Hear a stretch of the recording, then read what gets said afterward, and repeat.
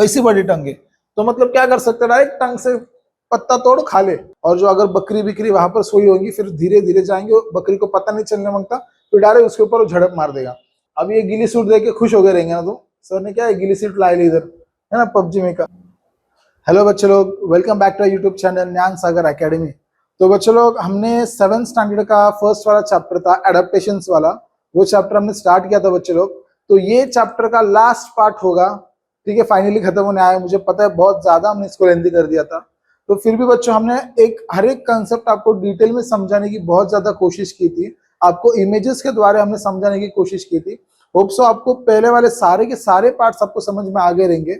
अगर पिछले वाले पार्ट्स आप लोगों ने नहीं देखे होंगे तो भागते भागते जाओ, पहले पार्ट्स देखो और फिर वापस आ जाओ, ठीक है, क्योंकि हम किधर जाने वाले नहीं है। तो चलो, without wasting time we will start today's chapter. क्या है अपना, adaptation for food in animals. तो अभी अपने को पता है कुछ कुछ एनिमल्स जो होते हैं जो वेजिटेरियन होते हैं, कुछ कुछ एनिमल्स जो होते हैं ना नॉन वेजिटेरियन होते हैं। जो एनिमल्स वेजिटेरियन होते हैं जिसको उसको अपन हर्बीवरस बोलते हैं, जो एनिमल्स नॉन वेजिटेरियन होते हैं उसको अपन कार्निवरस बोलते हैं।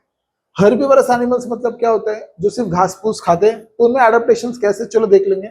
जो सिर्फ ग्रीन घास फूस खाते हैं वो हो गया आपका, लेकिन उनके उनके बॉडी में भी कुछ चेंजेस होते हैं। तो सिर्फ जो घास फूस खाते हैं वो कैसे होते हैं बच्चों, देखो उनके दांत स्ट्रांग होते हैं, क्योंकि उनको जो घास फूस खाना होता है वो चबाने भी आने चाहिए ना। उनके दांत देखो, उनके दांत ऐसे नहीं होते ऐसे स्ट्रांग, जैसे शेर के ऐसे दांत होते हैं ना, ऐसे कैनाइन टीथ होते हैं, उसके ऐसे नहीं होते। उनके नॉर्मल अपने जैसे दांत होते हैं ऐसे। जो हर्बीवरस एनिमल्स होते हैं ना, उनके दांत नॉर्मली अपने जैसे होते हैं जैसे अपने दांत है, ठीक है, क्योंकि उनको वो खाना चबाना पड़ता है, ठीक है, और वो लीव्स होते हैं, ठीक है, समझ में आएगा। उनकी ये देखो टंग देखो कैसे, अभी देखो ये चित्र है इधर जिराफ का, भाई की टंग देखो कैसी है, कैसी बड़ी टंग है। तो मतलब क्या कर सकते हैं, डायरेक्ट टंग से पत्ता तोड़ खा ले, ठीक है। तो उनको वो खाने में, अगर तुम बकरी भी देख लो, डायरेक्ट ऐसी बड़ी टंग होती है, पत्ता तोड़ खा ले। और उनके जो दांत होते हैं अपने जैसे होते हैं, ऐसे वाले ऐसे उनके दांत होते हैं, तो उससे क्या होंगे, वो खाना चबा चबा के बच्चे लोग खा सकते हैं। समझ में आ गया? ओके, ये बात समझ में आ गई बच्चे लोग? ओके। और उनके लेग्स भी स्ट्रांग होते हैं, मैंने तुमको लास्ट लेक्चर में बता दिया था, उनके लेग्स भी बहुत ज्यादा स्ट्रांग होते हैं, जो उनको दौड़ने में भागने में उनको आसानी होती है, ठीक है। अब नेक्स्ट देख लेंगे क्या है, कार्निवरस एनिमल्स। अभी कार्निवरस एनिमल्स क्या होते हैं, वो दूसरे एनिमल्स को खाते हैं। अब ये भाई के दांत देखो कैसे है, बब्बर शेर, इसके दांत देखो इसके कैसे, एकदम ऐसे पॉइंटेड है, कैनाइन टीथ है इसके, है ना, एकदम पॉइंटेड है। अभी ये इसका पूरा खेल दांत के ऊपर है, ठीक है। इसके दांत इतने ज्यादा शार्प है क्योंकि अगर वो किसी दूसरे एनिमल्स को पकड़ ले, उसको काट के पूरा मार बीर के खून भी निकल के खाने का उसको, तो इसलिए उसके दांत कैसे ऐसे स्ट्रॉन्ग है, ठीक है। तो ये इनमें एडेप्टेशन हो गए। और इसके पैडिड पॉज भी है और इसके शार्प आईज भी है, लेग्स भी है। पैडिड पॉज, शार्प आईज, इसके बारे में बच्चे लोग हमने लास्ट लेक्चर में चर्चा की थी, ठीक है। तो आपको पैडिड पॉज मतलब मैंने बताया था क्या, उसके पॉज कैसे होते हैं, सॉफ्ट होते हैं। अब यहाँ पर है क्या, मैं एक बार देख लेता हूँ आपको दिखाने के लिए पैडिड पॉज का, ठीक है। देखो यहाँ पर है, लकीली मैंने डिलीट नहीं किया था, देखो यहाँ पर ये है पैडिड पॉज। पैडिड पॉज मतलब क्या हो गया, ये कुछ इस तरीके के पैर होते हैं उसके पंजे, मतलब वो सॉफ्ट धीरे धीरे धीरे जा सकता है। और जो अगर बकरी बिकरी वहां पर सोई होगी, फिर धीरे धीरे जाएंगे, बकरी को पता नहीं चलने मांगता, फिर डायरेक्ट उसके ऊपर झड़प मार देगा। तो इसलिए इसके पॉज कैसे होंगे, ऐसे पैडिड पॉज होंगे। समझ में आ गया बच्चे लोग? ओके, तो चलो अब next, adaptation for blending with the surrounding. अब ये गिली सूट देख के खुश हो गए रहेंगे ना, तो सर ने क्या है गिली सूट लाए इधर, है ना, पबजी में का। तो ये भाई पबजी में का गिली सूट ही चाहिए।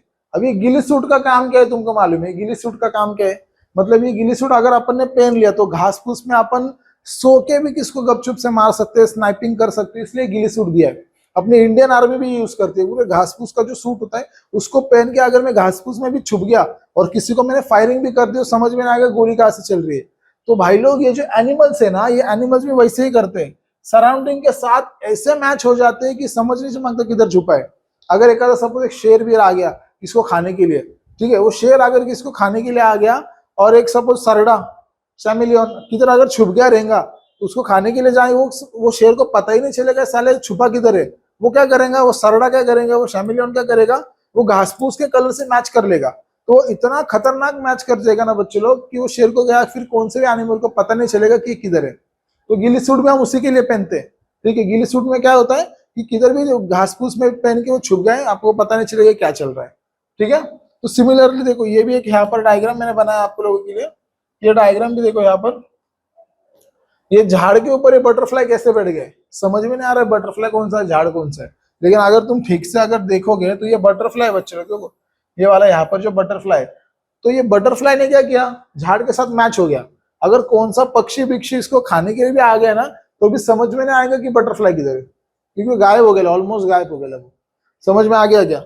तो ये बच्चों इसको बोलते हैं अपन, इसको क्या बोलेंगे अपन, adaptation for blending with surrounding. समझ में आया क्या बोलेंगे इसको, adaptation for blending with surrounding. मतलब ये जो एनिमल्स होते हैं ये क्या करते हैं, ऐसे सराउंडिंग के साथ मैच हो जाते हैं कि उनको कोई खा नहीं सकता। समझ में आ गया बच्चों? देखो यहाँ पर मैं एक स्नाइपिंग करते हुए एक को डाला है, देखो यहाँ पर स्नाइपिंग करते हुए मैंने यहाँ पर एक को डाला है, घास फूस में ऐसा मैच हो गया कि समझ में नहीं आएगा। इसने हाथ को भी कलर कर लिया, समझ में नहीं आ रहा है चीज है, ठीक है। ऊपर से देखो ये और एक डायग्राम देख लो, ये यहाँ पर देखो ये सरडा है, दिख रहा है क्या, सरडा है, समझ में आ रहा है क्या? ये लीव्स और ये देखो सब मैच हो गए, ठीक है। मतलब अगर कोई बर्ड बीड इसको खाने के लिए आएगा या कोई भी ईगल वीगल आएगा खाने के लिए तो ऐसा खतरनाक मैच हो गया बच्चों लोग, इस समझ में नहीं आएगा ये सरडा है या इधर ये लीफ है, कुछ समझ में नहीं आएगा। समझ में आ गया? तो ये था बच्चों लोग adaptation for blending with surrounding. तो ये जो है ये एनिमल्स ने खुद में एडेप्टेशन कर लिया और वो ऐसे बन गए।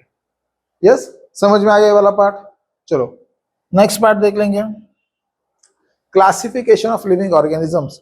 तो बच्चों लोग क्लासिफिकेशन ऑफ लिविंग ऑर्गेनिजम्स मैंने बहुत पहले लेक्चर में पढ़ा दिया था, लेकिन तुमको एक बात और बताना चाहता हूँ बच्चों कि होता क्या है कि ये जो क्लासिफिकेशन है लिविंग ऑर्गेनिजम्स की बहुत डिटेल में गए वो लोग। यहाँ पर देखो एक हायरार्की होती है, यहाँ पर देखो टेबल में तुमको पता है यहाँ पर एक हायरार्की है, क्या है कि सबसे पहला होगा किंगडम, फिर उसके बाद आएगा फाइलम, उसके बाद आएगा क्लास, उसके बाद आएगा ऑर्डर, फिर फैमिली, फिर जीनस और फिर स्पीशीज। मतलब पहला आएगा अपना कौन, वो दादाजी, फिर उसके बाद छोटे दादाजी, उसके बाद फिर मेरे पिताजी, उसके बाद फिर मैं, मेरे बाद मेरे बच्चे। ये जो जनरेशन बना है ना इसको अपन हायरार्की बोलेंगे ना, तो ये भी हायरार्की है। पहला किंगडम, फिर उसके बाद डिटेल में आएगा उसके नीचे फाइलम, उसके बाद आएगा class, order, family, genus, species. तो ये जो कुछ भी इसके बारे में बच्चों लोग अपन डिटेल में अगले साल मतलब 10th तक तुम जाओगे ना, हाँ, तो 10th तक जब तुम जाओगे तब तक ये सब डिटेल में तुमको पढ़ाया जाएगा। लेकिन एक बात ध्यान में रखना है कि जो लिविंग ऑर्गेनिजम्स होता है वो ऐसे क्लासिफाई किए गए थे। सबसे पहले होता है किंगडम, फिर उसके बाद होता है फाइलम, फिर उसके बाद होता है क्लास, उसके बाद होता है फिर ऑर्डर, ऐसे उसको ये किया होता है, ठीक है। समझ में आ गया? इस तरीके से बच्चे लोग क्लासिफाई किया गया होता है। तो ये सपोज तुमको समझ में आ गया होगा। इसके ऊपर अपने को अगले साल देखना है, अगले साल इसके ऊपर अपन बात करेंगे। ओके, तो चलो आज का लास्ट टॉपिक अपन देखने वाले हैं, binomial nomenclature of Karl Linnaeus. अब ये नॉमेनक्लेचर का मतलब क्या होता है? नॉमेनक्लेचर का मतलब है नाम देना, नामकरण, बारसा करायचं आपल्याला, ठीक है, नॉमेनक्लेचर। तो इसमें अपने को क्या पढ़ने का बच्चों कि कौन सा भी एक एनिमल्स होगा या कौन सी भी एक स्पीशीज होगी उसका अपन नाम कैसे देंगे, इसके बारे में उन्होंने अपने को बताया। तो ये दो तरीके से बच्चे लोग इसमें दो वो जो नाम दिया है वो दो पार्ट में उसने नाम दिया है। अगर कौन सी भी एक चीज है या फिर एनिमल या फिर प्लांट है उसका नाम मेरे को देने का है, समझ रहे हो? कौन सा भी एक प्लांट है या फिर कुछ भी हो मुझे उसका नाम देने का है, तो उसका नाम मैं कैसे दूंगा? तो उसका नाम बच्चे लोग मैं दो पार्ट में दूंगा, ठीक है। कौन से दो पार्ट में? देखो यहाँ पर पहला पार्ट में देगा जीनस, फर्स्ट पार्ट होगा जीनस और सेकंड पार्ट होगा स्पीशीज, ठीक है। उसके जीनस से और उसके स्पीशीज से मैं उसका सेकंड नाम दे सकता हूं। मतलब यहाँ पर तुम देख लो, यहाँ पर क्या है, जीनस और स्पीशीज। अभी आपने को मालूम है ह्यूमन क्या है, ह्यूमन कौन से किंगडम में आते हैं? देखो यहाँ पर ह्यूमन कौन से किंगडम में आते हैं? ह्यूमन आते हैं एनिमेलिया में। फिर कौन से फाइलम में आते हैं? ह्यूमन बींग्स आते हैं कॉर्डेटा में। फिर क्लास फाइलम मैमेलिया, फिर ऑर्डर प्रीमेट्स। तो ये सब अपने को मालूम है, लेकिन अपने को अगर नाम देना होगा ह्यूमन बींग्स को, अपन नाम कैसे देंगे? उसका जीनस और उसके स्पीशीज के हिसाब से। तो उसका जीनस क्या है? होमो, और स्पीशीज क्या है? होमोस्पेशियंस। तो अपन क्या हो गए? होमोस्पेशियंस, है ना। जीनस क्या हो गया? होमो, स्पीशीज क्या हो गया? सेपियंस। तो ये क्या हो गया? होमोसेपियंस। ये बात समझ में आ गई? तो वैसे बच्चों अगर सपोज एग्जांपल तुम्हारे बुक का एग्जांपल ले लेंगे, ठीक है। अगर सपोज बच्चों लोग क्लास में ना किरण नाम के 4 बच्चे, कितने नाम है? किरण। कितने बच्चे? 4 बच्चे। किरण, ये भी किरण, ये तीसरा किरण और ये चौथा किरण। अगर मेरे को ये सेकंड वाले किरण को नाम देने का, ये 4 बच्चे लाइन से बैठे और जो किरण बैठा है सेकंड, अगर मेरे को बोलने का ये किरण इकड़े, तो मैं कितने सब के सब किरण किधर आ जाएंगे। तो मेरे को स्पेसिफिकली बताने का है भाई, मेरे को सेकंड वाले किरण को बुलाने का, तो मेरे को क्या करना पड़ेगा भाई, उसका मेरे को सरनेम लेना पड़ेगा। ठीक है, तो इसका सरनेम रहेगा गुप्ता, इसका भुप्ता, इसका टुप्ता, और इसका कुछ भी दे दो XYZ। ठीक है, तो अपन क्या करेंगे, अगर मैं बोलेंगे भाई किरण गुप्ता, तो ये दूसरा इधर आ जाएगा। समझ में आ रहा है। तो ये क्या हो गया, ये एक हो गया तुम्हारा जीनस और ये तुम्हारा हो गया स्पीशीज। तो मतलब ये स्पेसिफाई करता है, स्पीशीज स्पेसिफाई करता है कि तुम कौन से किरण को बुला रहे हो। समझ में आ रहा है। तो वैसे आपको यहाँ पर 4 एग्जांपल्स दिए, डॉग्स, काउस, हिबिस्कस और जोवर। अगर सपोज काउ के बारे में मेरे को बात करनी, काउ, तो काउ कौन सा है, बॉस, टॉरस, है ना। क्या ये बॉस, टॉरस, देखो यहां पर, इसको बीच में ले लेता, देखो क्या ये, अगर मेरे को काउस के बारे में बात करने का है, कौन सा है, बॉस, टॉरस। तो ये जो इसमें का जो बॉस है ये तुम्हारा हो गया जीनस, और ये जो टॉरस है ये तुम्हारा हो गया स्पीशीज। तो इसके ऊपर से मैं स्पेसिफाई कर सकता हूं कि तुम कौन से काउ के बारे में बात कर रहे हो। समझ में आ रहा है क्या बच्चे लोग। तो ये था आपका बाइनोमियल नॉमेनक्लेचर। बाइनोमियल मतलब दो, बाय का मतलब होता है दो, नॉमेनक्लेचर का मतलब होता है नाम, इसलिए अपन 2 पार्ट में उसका नाम कर दिए हैं। तो इसमें देखो तुम हिबिस्कस भी है, हिबिस्कस का नाम भी देखो क्या है, हिबिस्कस रोजा सिनेसिस। जोवर का भी है, सोरगुम बाइकलर, डॉग्स का भी है, वो तुम पढ़ लो।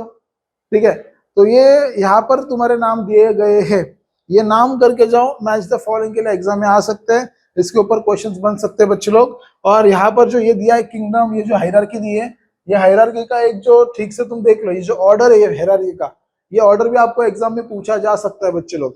ठीक है, तो बच्चे लोग हमने चैप्टर कवर कर लिया है। और मैं एक बात बताना चाहता हूँ आपको, हमने ज्ञान सागर क्लासेस का ऑफिशियल मोबाइल ऐप कर लिया है, बना लिया हमने। तो तुम जल्दी से जल्दी गूगल प्ले स्टोर पे जाओ। ठीक है, जल्दी से जल्दी गूगल प्ले स्टोर पे जाओ, ये लो, और हमारा ये जो ऐप है ये डाउनलोड कर लो। सारे के सारे वीडियो लेक्चर, टेस्ट सीरीज सब एक ही जगह पे आपको मिलेंगे, ओनली फॉर ₹11। ठीक है, तो आज ही डाउनलोड करो, और लेक्चर पसंद आ गया होगा तो लाइक करो भाई लोग, सब्सक्राइब करो, कमेंट भी करके बताओ कैसे लगा हमारा वीडियो, हम आगे देख लेंगे। ठीक है, thanks for watching, do like and subscribe, thank you.